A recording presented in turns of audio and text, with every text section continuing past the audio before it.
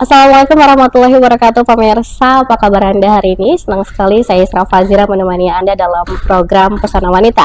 Program yang menginspirasi dan menghadirkan kisah-kisah perempuan hebat yang berani, bermimpi, berjuang, dan juga berkarya.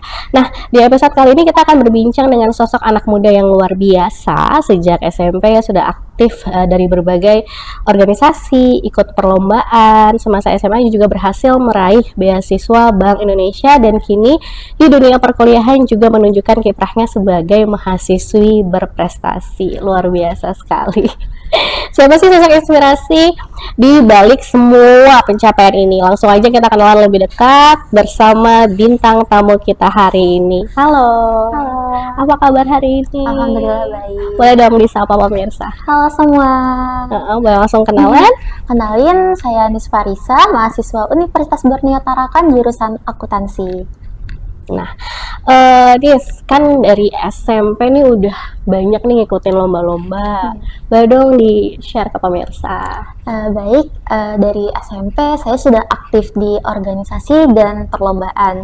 Untuk perlombaan yang pernah saya ikuti itu seperti Lomba Ki Hajar Dewantara di bidang pendidikan dan juga Lomba Rebana Cerdas Cermat Matematika. Nah, untuk organisasi sendiri saya aktifnya di OSIS dan Ekskul Kancil. Nah, gimana sih rasanya menjalani kehidupan kesibukan yang luar biasa dari dulu sampai sekarang? Rasanya itu tentu capek, cuma dari hasil capeknya itu banyak yang didapat, kayak pengalamannya, pengetahuannya, wawasannya, dan itu sangat berguna. Dan yang saya dapatkan dulu itu saya gunakan sekarang gitu ilmunya. Nah, SMP kan Anis udah ikut ini ya berbagai macam lomba. Terus di SMK ya. Iya. SMK-nya SMK mana nih? SMK Negeri 1 Tarakan. Negeri 1 ya. Nah, itu dapat beasiswa juga kan. Diceritain dong beasiswa apa ya? Beasiswa Bank Indonesia.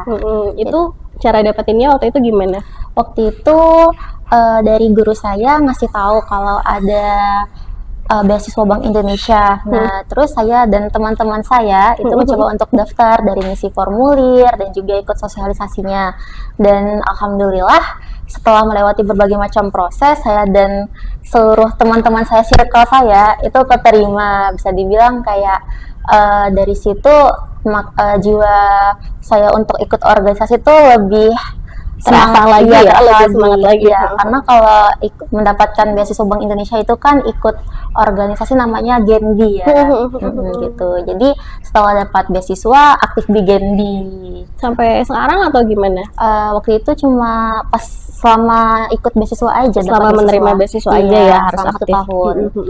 Nah, pengalaman kamu ini kan luar biasa, sudah aktif dari SMP, SMA. Sekarang kesibukannya apa nih di kampus? Kalau sekarang kesibukan saya itu sebagai pengurus unit kegiatan mahasiswa startup. Saya menjabat sebagai sekretaris umum. Kalau sebelumnya itu saya bendahara umum. Gitu. Iya. Oke. Nah, dulu pertama kali banget Anis ikut organisasi itu organisasi apa? OSIS ya, iya, di pertama SMP. kali. Dan apa sih pengalaman yang paling berkesan waktu itu? Waktu itu pengalaman yang paling berkesan itu menjadi panitia di kegiatan besar karena waktu itu ada kunjungan dari Nunukan. Jadi nyiapin segala keperluan acara dan juga kayak ngurus surat, koordinasi dengan guru-guru, cari sponsor dan di sela-sela itu juga harus ada tugas nih yang harus dikerjakan. Jadi benar-benar ngerjain tugas di ruangan OSIS gitu sampai sore, yang harusnya pulang siang pulangnya sore dekat maghrib. Jadi kayak walaupun capek tapi berkesan lah menurut saya gitu. Jadi adalah bagi-bagi waktu ya, pokoknya sambil ngerjain kegiatan juga, pokoknya sambil tugas-tugas juga nggak boleh ketinggalan gitu ya. Nah, kalau di umur-umur sekarang ini kan yang lain tuh pada sibuk main gitu kan, nongkrong gitu di kafe. Nah, Anis ini kan sukanya organisasi ya. Gimana sih perasaannya nih? Apa kepengen juga nongkrong-nongkrong kayak teman-teman atau gimana, atau Anis juga punya kiat nih buat ngebagi-bagi waktunya? Biasa Kalau untuk nongkrong itu sekarang jarang ya sama teman-teman. Kalau ada waktu aja menyempatkan. Dan selain sibuk organisasi, itu saya juga sibuk ngerjain tugas kuliah yang sangat banyak ya. Makin naik semester, makin kesini makin next semester makin banyak tugas kuliah ya. benar. Jadi karena kadang kalau di rumah juga namanya mahasiswa kadang butuh inspirasi, butuh kayak udara segar. Nah itu biasanya nugasnya di kafe-kafe, nugas sendiri gitu. Kalau nggak sama teman sahabat nugas bareng. Jadi ya sekalian nongkrong lah ibaratnya gitu. Nah kalau misalnya untuk yang nongkrong-nongkrong banget tuh udah nggak terlalu ya. Iya. Nah, terus kalau ngejalanin hari-hari ini kan banyak banget nih, pasti padat banget aktivitasnya. Iya. Kalau lagi ngerasain capek gitu, lagi ngerasain jenuh, biasanya Anis ngapain sih? Biasanya kalau lagi capek ya kalau nggak istirahat tidur itu traveling. Traveling ya. Jalan-jalan. Suka jalan-jalan kemana sih, Nis? Kalau daerah Tarakan mah ke Amal gitu kan, ke Juwata sendiri naik motor Gitu biasanya. healingnya berarti gitu Iya. ya. Yang penting jalan aja walaupun sendiri, yang Iya. penting jalan gitu. Nah kalau misalnya keluar kota itu kan kita mahasiswa, budget pasti kurang kan. Nah, itu cara saya untuk bisa healing keluar kota itu dengan mengikuti lomba-lomba. Jadi kayak saya benar-benar ngikutin lomba, kalau menang keluar kota kayak kemarin tuh ke Jogja, sekalian healing lah ibarat Kalian lomba. jalan-jalan Iya. ya. Nah, Nis Anis kan juga ini nih ya, kalau nggak salah pernah menjabat dua posisi sekaligus, bendahara umum dan sekretaris umum. Apa beda periode apa gimana? Beda tuh? periode. Oh, beda periode. Iya, periode pertama itu bendahara umum, periode kedua sekretaris umum. Gimana sih rasanya mikul tanggung jawab, Nis? Dikasih tanggung jawab itu pemilihannya dari teman-teman sendiri atau gimana? Untuk pemilihannya itu dipilih langsung oleh ketua umumnya. Langsung dipilih ketua Iya, umum. kalau pas jadi bendahara umum itu yang milih ketua umum pas saya masih maba. Oh, masih baru banget Iya, ya? masih baru banget. Jadi mahasiswa baru waktu Iya, itu. karena waktu itu kalau nggak salah karena untuk pengurus UKM juga saat itu masih kurang gitu, kan UKM baru gitu. Dan karena saya basicnya memang di keuangan akuntansi, jadi saya ditawarkan jadi bendahara umum. Kalau untuk tanggung jawabnya nggak terlalu berat karena emang dari SMP, SMA itu udah terbiasa jadi bendahara, jadi sekretaris gitu. Terus pas jadi sekretaris umum memang ada perubahan kinerja ya, karena kan sebelumnya Awalnya bendahara, Iya, terus ganti jadi sekretaris iya, gitu ya. yang awal sebelumnya ngurus uang doang, Keuangan, ini uang aja yang Iya. ngikutin hari-hari ya. Iya. Ini harus ikut surat-surat catatan iya, gitu jadi ya. kayak kalau misalnya ada yang minta, Kak mau minta surat ini mau dibuatkan ini tuh harus siap siaga gitu. Jadi kemana-mana memang harus siapin laptop harus gitu. bawa laptop kemana-mana Iya. ya. Nah, apa sih Nis pelajaran terbesar yang bisa kamu ambil dari peran-peran yang udah kamu lakuin? Awalnya dari bendahara, setelah itu sekretaris, ya kan? Apa nih pelajaran-pelajaran yang kamu bisa petik? Pelajaran yang saya ambil setelah saya menjabat di dua bidang itu ternyata kan masing-masing jabatan tuh beda tanggung jawabnya, beda tugasnya. Nah, tapi yang saya rasakan itu justru ternyata dari situ saya paham nih kalau misalnya jadi bendahara tuh ada hal-hal yang sangat bahasanya itu kayak sakral gitu. Nah, apalagi terkait anggaran. Jadi kayak di situ saya benar-benar harus mengasah nih kayak untuk pembagian anggarannya ini seperti apa, kegiatan ini gimana, untuk hal-hal seperti nota dan segala macamnya itu harus diperhatikan, harus lebih teliti. Sedangkan saat jadi sekretaris sekarang ini yang lebih pelajaran yang saya ambil tuh terkait dengan skill mengetiknya ini. Mengetik ya. Jadi kayak memang harus pandai Benar-benar harus teliti kali juga ya, Nis, Iya, ya, nggak bisa teliti. sampai salah-salah gitu ya. Iya, apalagi terkait nomor-nomor surat segala macam. Terus itu juga untuk mengambil keputusan karena kan di bawah ketua umum itu kan ada sekretaris umum. Jadi kadang kalau anggota nih segan nanya ketua umum nanyanya ke saya. Jadi kayak benar-benar harus pandai mengambil keputusan gitu. Kalau anggota mintanya apa, nggak boleh langsung asal ngasih, kayak dipertimbangkan apakah boleh apa tidak gitu. Baik. Nah, kadang kan jadi perempuan yang mungkin menjabat di bagian-bagian penting organisasi itu kan nggak mudah ya. Iya.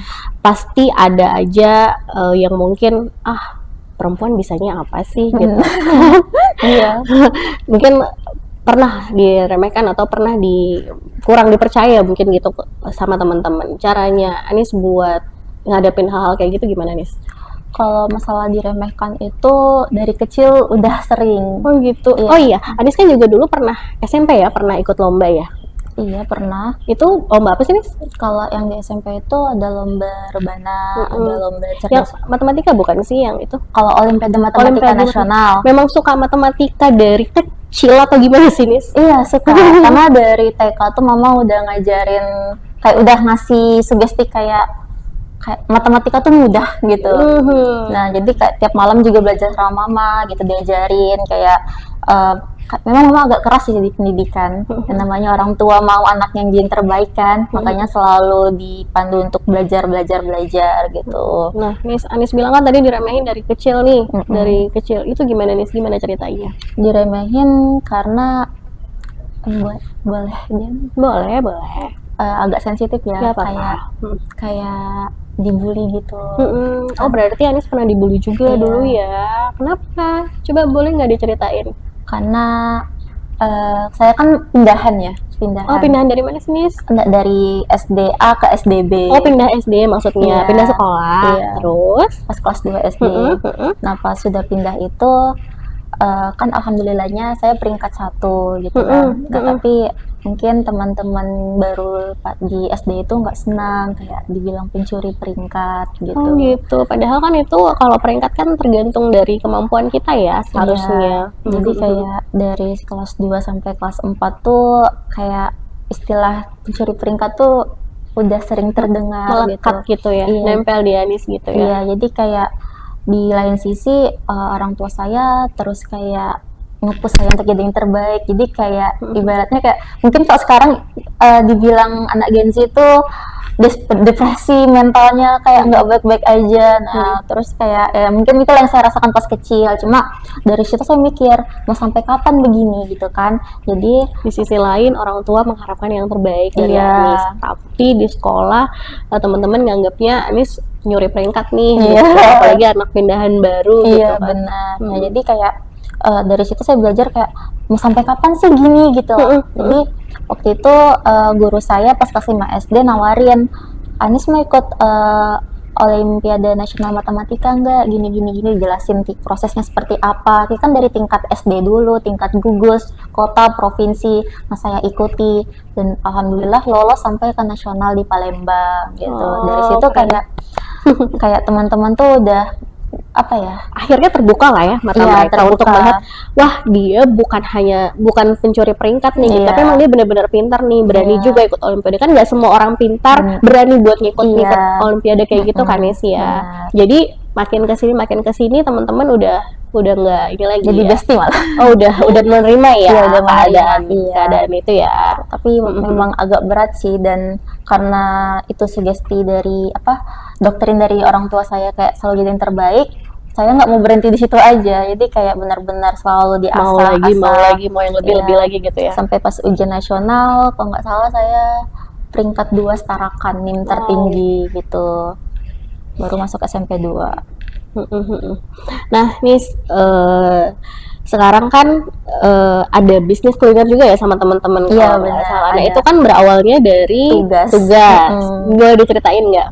Jadi awalnya itu bisnis kuliner tuh dari tugas. Nah, dosennya ini bilang kalau mau nilai oke, kerjakan gitu kan. Nah, karena saya kebetulan dan alhamdulillahnya dapat teman setim yang baik, yang cocok dan benar-benar jiwa kewirausahanya kuat, alhamdulillah bisnis makanan kami itu lancar gitu. Makanan apa sih kalau boleh tahu, Nis? Waktu itu jualan gimbap. Oh, Gimbap 10.000. Nah, terus tuh ada juga rice bowl ayam suwir, ada empe-empe, ada goyong, ceker mercon gitu kan. Awalnya cuma iseng-iseng aja, kayak itu pun jualnya kayak menu apa lagi ya gitu, ngeliatin tren pasar juga. Kalau mau dirutinin ya, kayak misalnya nggak sibuk kuliah, itu 1 bulan tuh ada 5 juta dapat. Hasilnya Iya. ya luar biasa. Tapi karena sibuk kuliah jadi kan nggak bisa rutin gitu. paling paling ada waktu-waktu tertentu untuk buka ini kali ya, PO gitu Iya, kali ya. buka PO. Kadang juga ada masuk DM di Instagram atau Facebook, Kak mau pesan untuk acara ulang tahun anak sekian, bisa nggak ya? Wah, awalnya seneng nih, bisa Kak, kapan? Besok. Kak, maaf ya lagi kuliah gitu. Jadi kayak ada peluang, tapi mungkin keadaan juga nggak mendukung. Jadi ya udah. Jadi gimana tuh ngebagi tugasnya antara kuliner juga mau dijalani juga, kuliah Kuliah juga, juga. berarti harus milih dong ya? Milih salah satu berarti. Nggak milih. Akhir-akhir ini. Oh, kalau akhir-akhir ini ini ya. Kalau Karena makin sibuk kan, Makin Nenek sibuk, bilang. benar. Kalau dulu mah dihajar aja mungkin. belajar aja kerjakan masak jam 1 malam, nggak tidur Oh. sampai pagi, lanjut kuliah karena jualannya di kampus.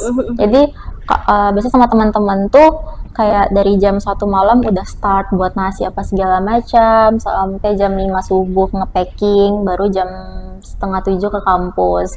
Yang bikin capek itu memang kurang waktu tidur ya, kayak gila-gilaan lah pas itu bisa dibilang. Tapi seru dan juga nikmatin hasil dari proses sendiri tuh lebih enak ternyata. Nikmatin uang dari hasil Kerja kerja. keringat sendiri Iya, ya. benar. Itu luar lebih biasa enak. ya hasilnya. Iya. Walaupun memang itu awalnya bisnisnya bareng teman-teman Iya, gitu kan. benar. Tapi alhamdulillah hasilnya Iya. lumayan. Benar. Nah, Anis juga sekarang ini pemirsa aktif ya. Dulu pernah ya aktif di lomba kewirausahaan, Kewirausahaan. bisnis plan competition iya, itu. benar, iya.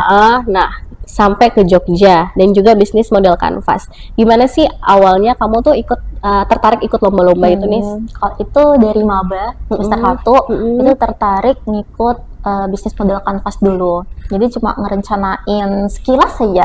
Nah itu ternyata memang menyenangkan, awalnya menyenangkan doang gitu kan, karena kita juga masih awal-awal Happy maba. gitu Iya, ya. happy kayak dan ternyata menang gitu. Terus juga ada lomba lagi buat video promosi dan juga karena fasilitas mendukung, kenapa tidak gitu kan, menang juga. Jadi kayak ternyata seru ya ikut lomba itu, selain kayak dapat pengalaman, dapat cuan gitu. Nah waktu itu mikirnya masih gitu, tapi makin kesini tuh kayak kemarin Kemarin lomba itu juara berapa nih? yang mana itu? Yang bisnis plan. Kalau bisnis plan yang di Jogja itu dapat medal silver. Kalau yang Kanvas? Kalau BMC itu juara 3. Kalau yang bisnis plan di UBT sendiri ada juga kemarin baru-baru itu juara 3 juga gitu. Nah, kan Anis juga ada yang oil terapi itu ya. Iya, benar. Itu dari mana sih Nis? Kepikiran punya ide seperti itu dari mana sih Nis? Jadi saya itu kan lombanya itu per kelompok ya, per tim. Saya sama sahabat saya Lovita itu tuh ngebuat produk itu karena kepikiran nih kayak akhir-akhir ini banyak nyamuk ya, kayak gatal-gatal. Jadi gitu. kepikiran gara-gara gatal-gatal, Iya. gara-gara banyak nyamuk. Aku kira karena kalian suka wangi-wangian. Aku juga suka sih. Oke. Jadi kayak terus tuh ada perlombaan ya sama teman yang lain, kayak Miss daftarlah lomba ini lumayan tuh.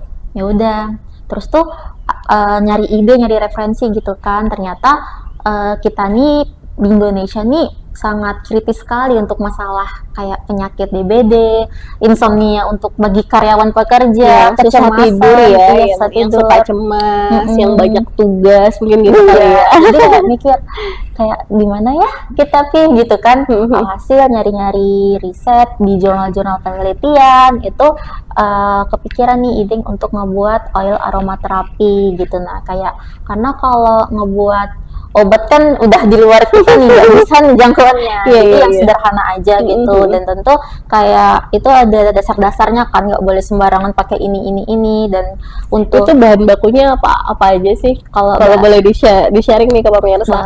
Kalau untuk bahan bakunya tuh ada serai, daun jeruk, sama daun pandan. Oh, jadi bahan-bahannya mudah aja ya? Iya, mudah aja. Banget didapetin ya? Iya, jadi kayak untuk bahan-bahan yang mudah didapat dan cara buatnya juga masih terbilang sangat mudah gitu. Nah, karena kalau mau yang profesional itu pakai alat, jadi kami pakai yang cara modern yang gampang aja, tradisional aja. Iya. Gitu. Nah, kan berawal dari lomba yang oil aromaterapi itu, Ani sekarang suka diundang nih ngisi-ngisi materi. Iya benar. Kemana aja sih nih sudah diundangnya? Kalau kemarin itu jadi pemateri untuk perkumpulan Ibu Dharma Wanita ya kalau nggak Dan salah. wanita persatuan. Iya benar. Terus tuh juga di sini juga diundang. Juga kemarin ada ajakan dari dosen untuk semacam PKM gitu lah. Apa tuh nih PKM? PKM itu program kreativitas mahasiswa. Jadi kayak ngebuat produk atau apa gitu kan. Nah, dosen-dosen tuh kayak tertarik untuk menjadi dosen pembimbing gitu kan.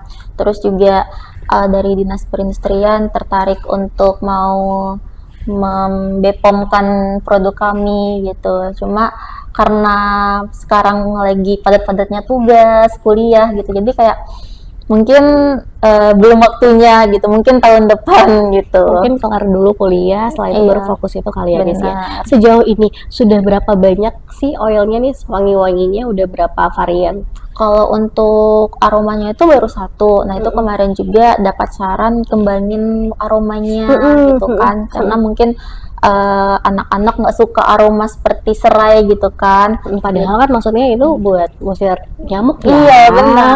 Jadi nyamuk nggak suka wangi serai berarti. Iya, nggak suka. Jadi kayak kalau untuk pengembangan produknya itu mungkin saya dan teman saya masih dalam tahap penelitian lagi ya, kayak bagusnya seperti apa, pakai bahan alami apa nih, karena kan produk kami ini alami, sedangkan kebanyakan pewangi itu seperti kayak vanila apa segala macam itu aromanya nggak alami kan, pasti pakai pengawet gitu. Jadi kayak masih nyari-nyari juga bahan-bahan yang cocok untuk produk kami gitu. Oke, Nis, gimana sih caranya Nis tuh bagi waktu antara bisnis, terus kuliah, terus juga aktif di organisasi? Kewalahan nggak sih ngatur semuanya? Kalau dihantam sekaligus kewalahan kali ya. Cuma ibarat ada istilah mau apa namanya orang gitu kan.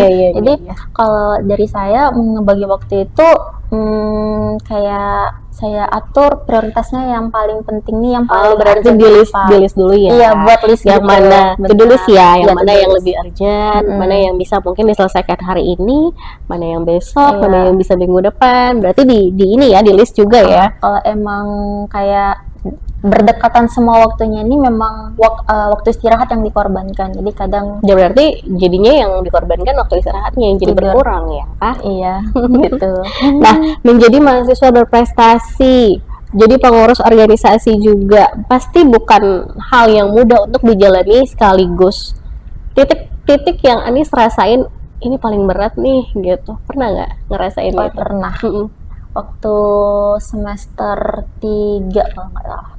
Itu saya masih aktif-aktifnya di himpunan, di BEM, di startup. Jadi kayak 3 organisasi, jualan juga masih aktif, ikut lomba juga.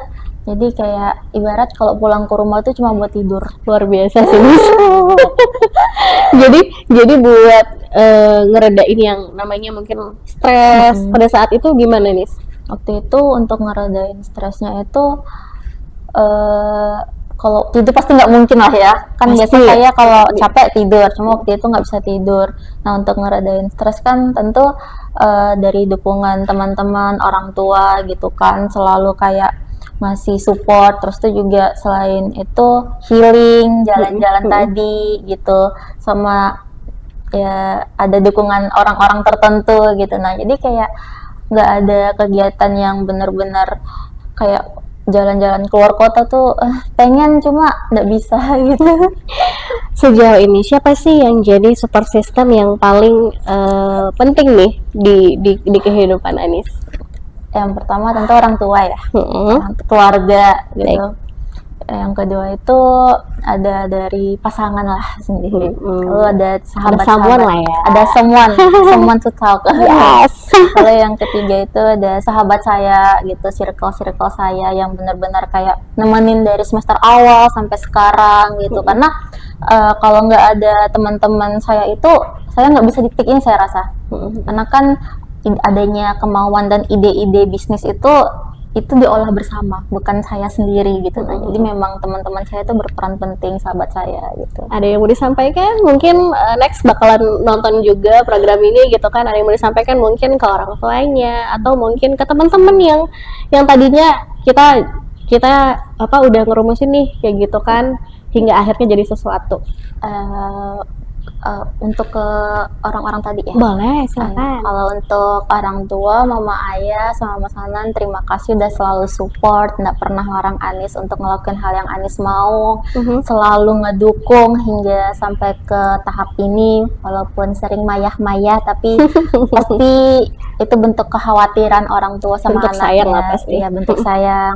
Dan untuk pasangan tadi, terima kasih sudah selalu ada dan menemani, selalu support juga. Semoga sehat-sehat selalu di sana.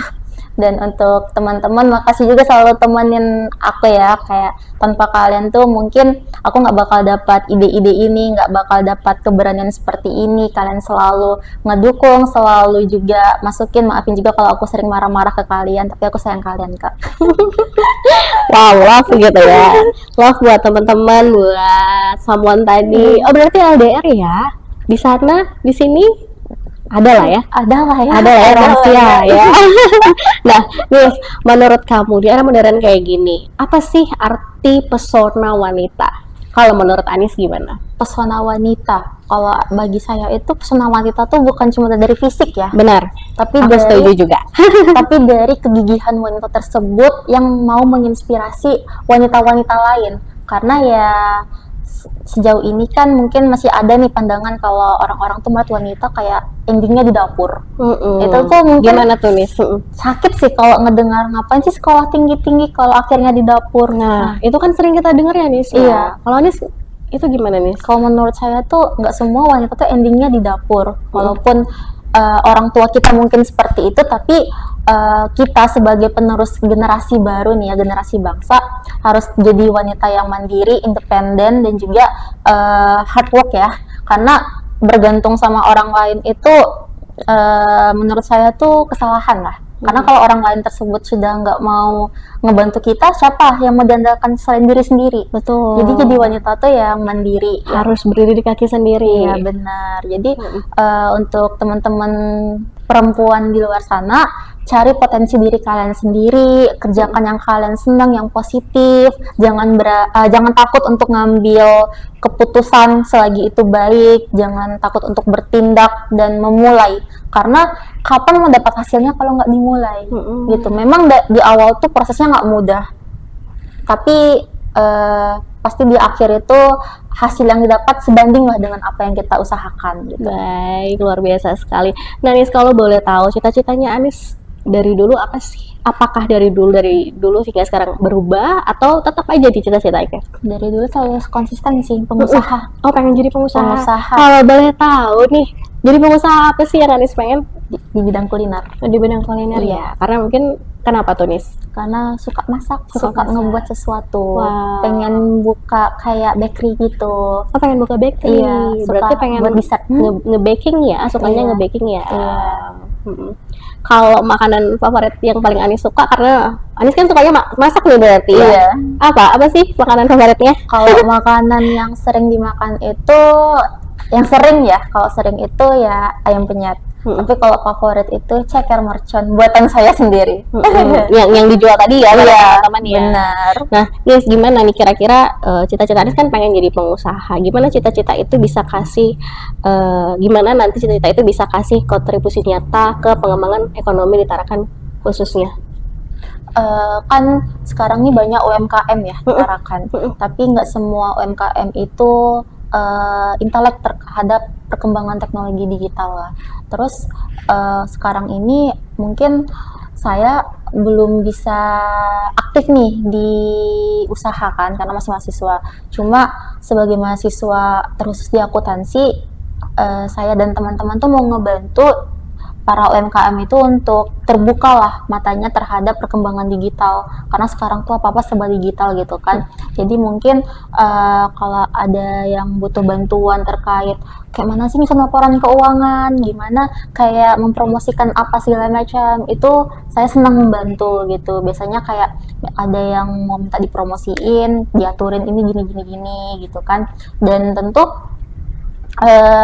kalau kita udah ngebantu UMKM tersebut kan pasti kedepannya UMKM tersebut tuh paham kayak oh ini mengambil keputusan apa gitu. Nah, dan salah satu UMKM yang saya bantu terkait dengan promosinya. Nah, itu tuh awalnya tuh memang penjualannya itu masih minim gitu kan, karena benar-benar udah tuh nggak tua banget tapi ibu-ibu gitu kan. Tapi karena makin lama kayak kan iba ya, kasihan gitu, kayak kita sebagai mahasiswa dan juga masih muda tuh pasti pengen yang terbaik lah kan, jadi kayak ngebantu gitu gimana ngepromosiin kayak mana bagusnya produk tersebut dijual gitu kan. Terus juga terkait dengan laporan keuangannya, karena bisa dibilang kebanyakan UMKM tuh kayak modal tuh disamaratakan, kayak apa yang keluar itu modal, padahal beda digabungkan gitu. berarti ya Iya. modal dengan penghasilan sejauh Iya. ini ya. Iya, jadi kayak misalnya untuk ngebeli bahan kayak dibilang modal, padahal modal tuh beda dengan pengeluaran untuk membeli bahan. Kalau modal tuh modal pertama kali, uang yang digunakan untuk membeli apa yang diperlukan saat pertama kali menjual. Sedangkan kalau misalnya besok-besok jualan lagi ada pengeluaran, yaitu namanya pengeluaran biaya atau beban gitu. Tapi selama ini kalau ditanya ke UMKM, ibu modalnya berapa? Biasanya per hari itu sekian gitu, padahal udah beda gitu. Ini dihitungin modalnya tiap hari nih. Iya. Ya. Padahal modal itu pada saat pertama kali memulai. Iya, jadi kayak kalau memang udah berjalan namanya itu biaya-biaya beban lagi, pengeluaran gitu. Karena kan uang selalu berputar gitu, kalau modal di awal gitu. Gitu sih. Nah, kan Anis kalau ngelihat sekarang kan banyak ya UMKM di Tarakan. Kalau Anis pengen usaha tuh apa yang kira-kira belum ada gitu. Kalau misalkan pemirsa di rumah ini pengen usaha, kira-kira Anis mau kasih masukan apa? Kalau UMKM Tarakan tuh di kuliner udah banyak. Kafe-kafe apalagi ya. Iya. Tarakan kan emang terkenal dengan 1000 kafe ya. Jadi kayak kalau mungkin di makanan tuh bakalan susah walaupun di awal booming, tapi kalau manajemennya nggak bagus dan juga promosinya. Iya, kira-kira apa tuh ya Dis ya yang bisa menyebabkan yang awal ya, misalkan ini kafenya awalnya rame nih gitu kan, terus makin kesini makin sepi, itu kira-kira apa sih Dis? Kan ada sebagai mahasiswa Kalau bisa dari nggak? pendapat Misalnya saya tuh biar pemirsa ini siapa tahu punya kesulitan yang sama, punya masalah yang sama, bisa terpecahkan melalui program ini juga. biasanya tuh kalau sebut aja kafe A ya, biasanya tuh ada kafe A di Tarakan, itu di awal dia booming, tapi beberapa bulan kemudian udah nggak rame dan bahkan tutup. Nah, kalau diperhatikan, saya analisis kafe tersebut, yang pertama tuh harganya terlalu mahal. Sedangkan Tarakan ini kan kayak orang-orang Tarakan tuh maunya yang enak tapi murah. Oke. Terus yang kedua, mungkin rasa menunya tuh nggak cocok di lidah kita, di lidah orang Tarakan gitu. Nah, mungkin terlalu ke barat-baratan atau mungkin terlalu kayak ke Koreaan. Kan kita tuh mau menikmati ya. Jadi mungkin di awal penasaran, udah mencoba, oh nggak cocok, udah gitu. Terus yang ketiga itu terkait dengan fasilitas. Apakah fasilitas di kafe tersebut enak digunakan? Karena sekarang tuh biasa pengunjung kafe tuh mahasiswa, pelajar yang nyari tempat, ada colokannya, ada listriknya, ada wifi-nya gitu ya. Jadi mungkin kalau emang membuka tempat usaha yang dikhususkan makan doang, ya sebisa mungkin buat yang menunya tuh benar-benar udah oke gitu. Nah, karena lidah orang Tarakan nih sensitif. Nah, terus tuh selain itu kalau untuk fokusnya tempat makan doang, harganya juga benar-benar harus kompetitif. Apakah kayak udah pantas nih harga segini, tapi jangan sampai harga segini tuh bakal bikin rugi gitu kan, diperhitungkan benar-benar HPP-nya. Tapi gitu. jangan sampai terlalu mahal juga. Iya gitu. Terus tuh kalau memang tujuan ngebuka tempatnya ini untuk tongkrongan, ya dan kan beda ya tempat makan sama tempat nongkrong atau belajar. Ya resto. Jadi kayak benar-benar harus ditentukan nih fokusnya mau ke arah mana. Jangan dihantam rata. Resto, kafe, ini. Jadi kayak kadang kita misalnya kita mau belajar di kafe, tempat belajar memang kadang-kadang. Tapi ada orang yang mau makan nih, kadang orang yang mau makan doang, tapi kayak ngedengar tongkrongan-tongkrongan yang ada di kafe itu ribut, jadi nggak enak enak ya. Iya, kadang juga ada yang belajar, tapi ada yang nongkrong ribut-ribut, kadang nggak cocok Nggak gitu. cocok, Jadi emang iya. harus mikir. Difokuskan ya, Mm-mm. apakah mau bikin tempat nongkrong, Iya benar. apakah benar mau bikin resto yang memang Mm-mm. betul-betul tempat makan aja nih, nggak ada yang Iya. nongkrong-nongkrong di situ Benar. gitu ya Nis ya. Iya. Oke, Nis, terakhir nih, nggak terasa. Mungkin ada yang mau disampaikan ke para wanita-wanita di rumah mungkin atau dimanapun berada, mungkin yang masih ragu atau yang mungkin kurang percaya diri, mau ngambil peran mungkin di organisasi atau apapun itulah. Apa yang mungkin Anis bisa sampaikan ke pemirsa? Kalau untuk teman-teman wanita di luar sana, Mm-mm. sebenarnya tuh kita sebagai wanita tuh sangat istimewa ya, karena kita tuh nggak cuma dapat apa ya, sekarang tuh istilahnya kayak ada patriarki gitu Mm-mm. kan, Mm-mm. tapi kita sebagai wanita tuh bisa memilih kita mau terus di bawah kekangan patriarki itu atau Yes. mau lepas. Mm-mm. Nah gitu. Dan untuk teman-teman wanita yang masih ragu, masih takut, kayak coba aja dulu gitu, dicoba aja dulu, diusahakan aja dulu, karena potensi kita tuh nggak bakal kelihatan kalau kita nggak mau mencoba banyak hal. Kadang mungkin kita maunya A, tapi ternyata kita cocok di B gitu kan. Jadi untuk pesan saya, dicobain aja dulu semua gitu. Nah, yang mana cocok dan potensinya lebih besar itu yang diasah lagi gitu. Baik, luar biasa sekali ya. Kita lihat perjalanan hidup dari seorang Anis Farisa yang dimana juga aktif berorganisasi, berprestasi di berbagai perlombaan hingga berhasil juga bangun usaha sendiri nih sama teman-teman. Jadi membuktikan bahwa tekad, disiplin, kemauan, Iya, mau belajar benar, tadi benar. ya, mau berusaha. Dan gimana perempuan muda itu bisa menciptakan peluang-peluang mereka sendiri. Iya, Oke, semoga kisah-kisah inspiratif ini bisa jadi motivasi bagi kita semua, khususnya para wanita muda di luar sana, dan untuk terus berkembang, percaya bahwa setiap langkah kecil kita bisa menuju ke perubahan yang besar. Tetap semangat, tetap percaya diri, dan jadi versi terbaik diri kita sendiri. Pemirsa, jangan lupa subscribe, share, komen akun YouTube official Tarakan TV, follow Instagram, @Facebook Tarakan TV untuk terus update program-program menarik atau informasi-informasi terkini seputar Kalimantan Utara. Saya Isra Fazira beserta seluruh kerabat kerja yang bertugas pamit undur diri dari hadapan Anda pemirsa. Sampai jumpa di episode berikutnya dengan kisah-kisah perempuan hebat lainnya hanya di Pesona Wanita. Assalamualaikum warahmatullahi wabarakatuh. Anis, makasih banyak Terima kasih, ya. Kak.